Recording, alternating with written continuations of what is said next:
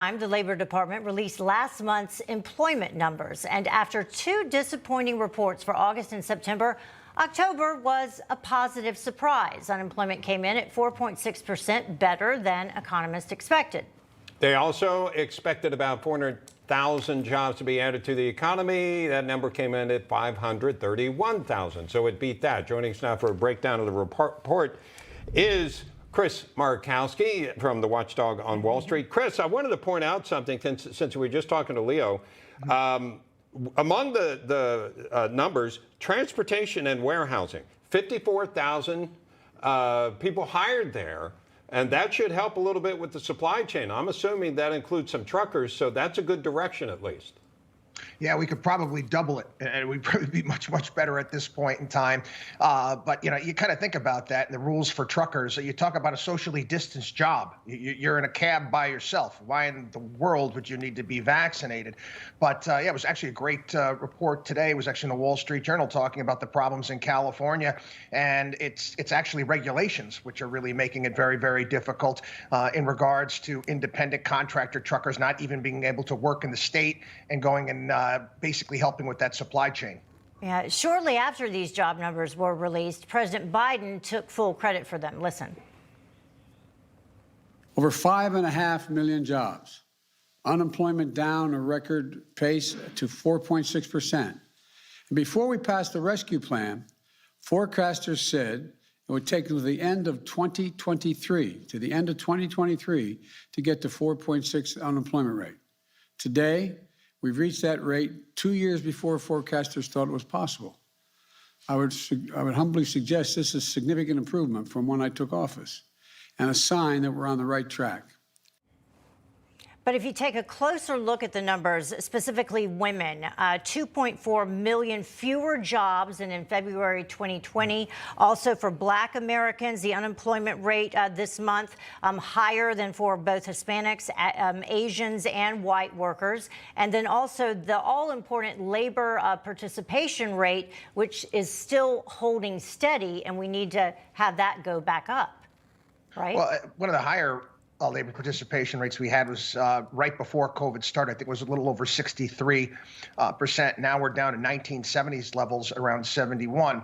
Everyone needs to understand that also in September, the extended unemployment went away. So this is the first jobs report we had when that thing went by the wayside. So I think that that's helped as well. But, you know, we have over 100 million plus Americans that are not in the labor force right now. Many of them made conscious decisions to say, hey, you know what? I'm going to take a lower standard of living. There's enough government aid and enough government help where I don't have to go back to work. This is the issue that we can tie in this Build Back Better plan, which just adds more entitlements, which is going to, again, keep that labor participation rate at that record lows. Because people are getting paid to stay at home. So if this is passed, we don't know whether it will be, but if it is, Chris, there are a lot of people that feel like the inflation we're seeing in various locations isn't just about the supply chain, but it's about all the money being dumped into the economy, especially to people staying at home, not to work. How does this affect the economy? Well, again, I think you need to have people back at work for the economy to do well. I know that, you know, necessity is a mother of invention, and, you know, technology companies will come up with new ways in helping fast food places and whatever it may be. But I don't think it's a very American way to live. I think that, you know, trying to pay people and give them handout after handout and keeping them home is not what we're all about. This bill that they're putting forward is downright fraudulent in how they're advertising it at this point in time. Once government programs start, they don't stop.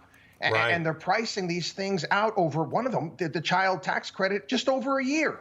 What Republican next year in an election year, midterm year, is going to say, let's take those checks away that are going out to so many Americans? It's not going to happen. And that's the problem, because all of these entitlements continue to grow and grow and grow. Yeah, And that's what happens when they Right. shortened it. So the number comes down, but the programs stay in. Right. And then also on top of all of this, you have these vaccine mandates and what the White House just announced that for businesses having 100 employees or more, they're going to charge them $14,000 per violation for unvaccinated workers. That doesn't exactly do much to encourage more people to go back into the workforce or for employers to hire.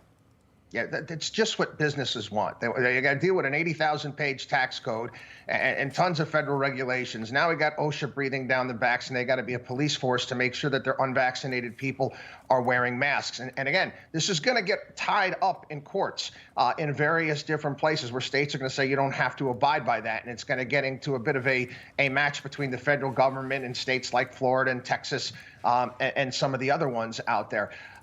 Again, I don't know what businesses are going to do. They're going to obviously going to have to say, hey, either you're vaccinated or you're out. They're not going to want to deal with having that type of a fine.